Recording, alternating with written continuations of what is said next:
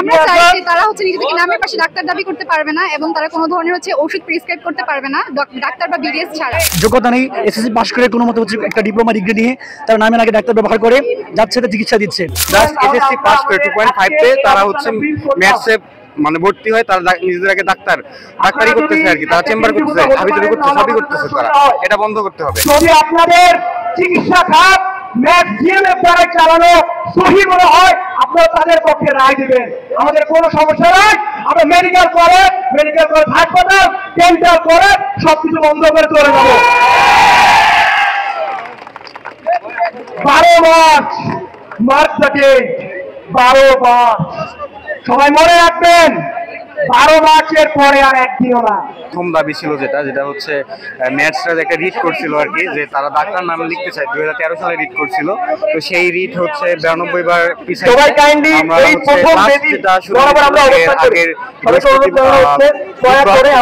বুধবার ছিল না মঙ্গলবার ছিল, সেটা হচ্ছে 93তম শুনানি ছিল, বাট তারা সেদিনও হচ্ছে শুনানির ডেট পিছায় 12 তারিখ দিছে আর কি। আর আমাদের দাবি ছিল টোটাল 5টা।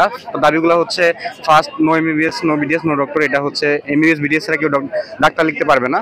তারপর হচ্ছে যারা ম্যাথসদের কিছু হচ্ছে ওটিসি ড্রাগ থাকে, যে ওটিসি ড্রাগ হচ্ছে ওভার দ্য কাউন্টার ড্রাগ, প্রেসক্রিপশনের বাইরে আমরা যেটা কেনা যাবে, সেই ড্রাগগুলোর হচ্ছে একটা আপডেট লিস্ট দিতে হবে। আর যেটা হচ্ছে সেটা হচ্ছে আমাদের যারা ডাক্তারদের যেটা শূন্য পদ আছে, সেই শূন্য পদগুলো পূরণ করে দিতে হবে এবং হচ্ছে প্রতি বছর 4000 থেকে 5000 ডাক্তার নিয়োগ করতে হবে এবং প্রায় 10,000 শূন্য পদ আছে, সেই শূন্য পদগুলো মানে অতি সত্বর পূরণ করা উচিত আর কি। এটা আমাদের দাবি ছিল। ফোর্থ দাবি হচ্ছে সেটা হচ্ছে ট্রেনিং স্কুল, এই স্কুলগুলো হচ্ছে বন্ধ করতে হবে, কারণ তারা হচ্ছে এসএসসি পাস করে 2.5 তে তারা হচ্ছে ম্যাথসে মানে ভর্তি হয়, তারা নিজেদের আগে ডাক্তারি করতেছে আর কি, তারা চেম্বার করতেছে, হাবিজাবি করতেছে, সবই করতেছে। তারা এটা বন্ধ করতে হবে। আর পঞ্চম যেটা হচ্ছে সেটা আমাদের স্বাস্থ্য সুরক্ষা আইন আমাদের নিশ্চিত করতে হবে। স্বাস্থ্য সুরক্ষা আইন বলতে আমাদের হচ্ছে ডাক্তারদের যেটা হচ্ছে নিরাপত্তাহীনতা, এই ব্যাপারটা নিরাপত্তা এই ব্যাপারটা নিশ্চিত করতে হবে।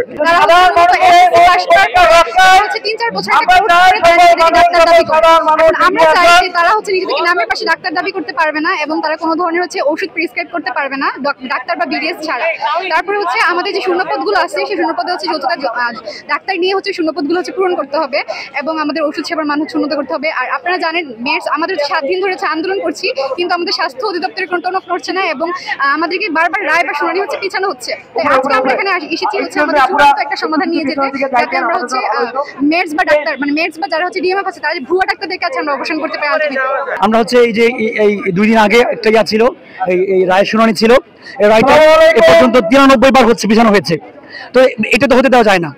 বাংলাদেশের মানে পুরো স্বাস্থ্য সমাজ এখন হুমকির মুখে, যে যাদের কোয়ালিফিকেশন নেই, যাদের এই ঠিকমতো মানে যোগ্যতা নেই, এসএসসি পাস করে কোনো মতো একটা ডিপ্লোমা ডিগ্রি নিয়ে তারা নামের আগে ডাক্তার ব্যবহার করে যাচ্ছে চিকিৎসা দিচ্ছে।